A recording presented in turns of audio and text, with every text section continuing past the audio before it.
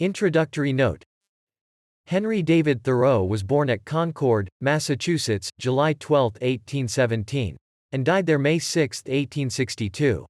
He was one of the most markedly individual of that group of philosophers and men of letters which has made the name of the little Massachusetts town so notable in the intellectual history of America.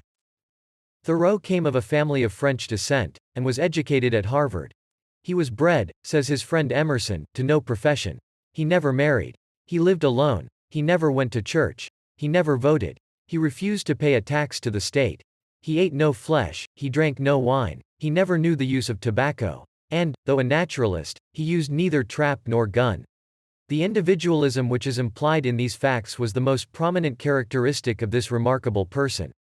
Holding that a man is rich in proportion to the number of things which he can afford to let alone, he found that a small part of his time, devoted to making lead pencils, carpentering, and surveying, gave him enough for his simple needs, and left him free for the rest of the year to observe nature, to think, and to write.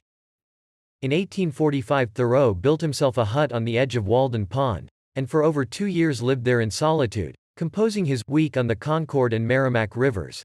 During these years he kept a journal, from which he later drew the volume called Walden, and these are his only 2 books published during his lifetime. From articles in magazines and manuscripts, some 8 more volumes have been compiled since his death.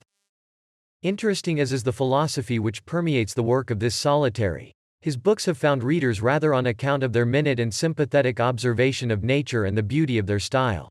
The following essay on walking represents all 3 elements, and in its charming discursiveness, in the absence of any structure to hinder the writer's pen from wandering at will, and in the responsiveness which it exhibits to the moods and suggestions of nature, it is a characteristic expression of its author's spirit.